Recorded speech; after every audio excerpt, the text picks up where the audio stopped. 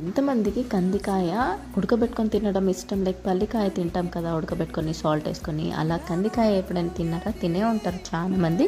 So కందికాయ నార్మల్గా ఉడకబెట్టుకొని తినే బదులు ఇలా కర్రీ చేసుకుంటే ఎలా ఉంటుంది? నేను కూడా చేయడం ఫస్ట్ టైమే, కానీ టేస్ట్ నేను చూసాకే కదా మీతో వీడియో షేర్ చేస్తాను. నాకైతే నచ్చింది. అండ్ ఈ రెసిపీ నాదైతే కాదండో, ఇక్కడ మేము ఉండే ప్లేస్లో కందికాయ ఇలా నార్మల్గా ఒలిచి అది వాటర్లో ఉడకబెట్టి ఆ తర్వాత కర్రీ చేస్తారని తెలిసింది. సరే మీతో ఎందుకు షేర్ చేయకూడదు అని రెసిపీ మొత్తం తెలుసుకొని, నార్మల్గా మనం టమాటో కర్రీ వండుతాం కదా, సేమ్ అంతే ప్రాసెస్. కాకపోతే ఫస్ట్ అయితే కొంచెం ఆనియన్స్ వేగిన తర్వాత ఉడకబెట్టుకున్న కందికాయ గింజలు ఉంటాయి కదా, అవి వేసేసి ఆయిల్లో బాగా ఫ్రై అయిన తర్వాత కొంచెం జీలకర్ర మెంతుల పొడి, కొంచెం పసుపు, అల్లం వెల్లుల్లి పేస్ట్ ఇవన్నీ వేసి అది మొత్తం ఆయిల్లో ఫ్రై అయిన తర్వాత ఇలా చిన్నగా కట్ చేసుకున్న టమాటోస్ కూడా వేసేసి సాల్ట్ వేసి ఒక్క 5 మినిట్స్ మూత పెట్టేసామనుకోండి, ఇలా వాటర్ రిలీజ్ అయ్యి బాగా ఉడుకుతుంది.